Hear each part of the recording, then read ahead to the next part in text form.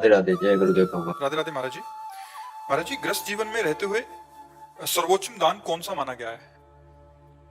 दान दान पूछ रहे हो?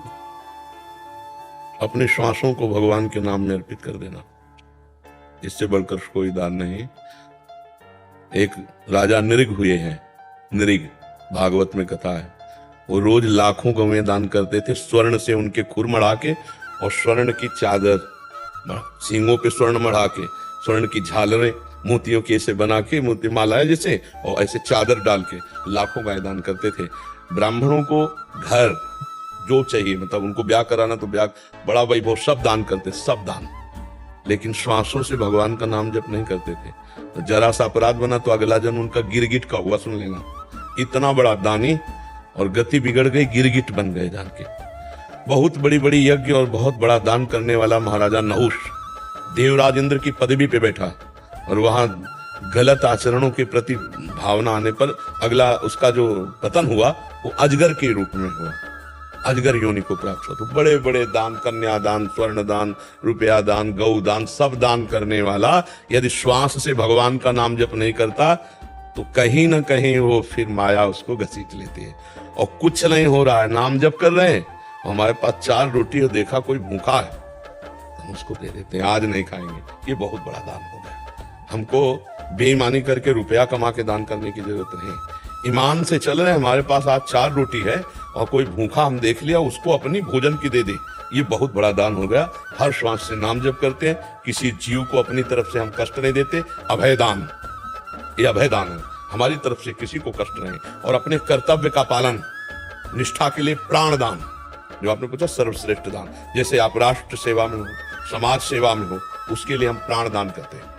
जरूरत पड़ने पर गोली खाएंगे, अपनी धर्म निष्ठा, अपने कर्तव्य का पालन, अपने श्वासों को भगवान में समर्पित, और जरूरत पड़ने पर हम भूखे रह जाएंगे, दूसरे को भोजन दे देंगे।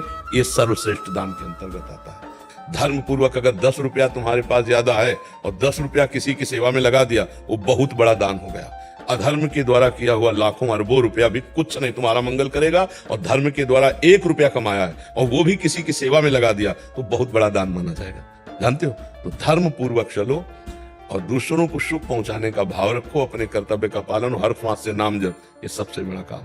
श्वास रूपी सबसे कीमती चीज यहाँ क्या है समझा नहीं जाता, श्वास है। जैसे आपने 50 साल में लाखों अरबों करोड़ों रुपया सब कमा लिए, तो आपकी आखिरी श्वास है, तो कहा जाए कि आप एक श्वास और बढ़ा लीजिए पूरे जीवन की संपत्ति देके, तो एक श्वास नहीं बढ़ा सकते आप। मतलब श्वास कितनी कीमती है, पूरे जीवन की कमाई में भी एक श्वास आप प्लस नहीं कर सकते।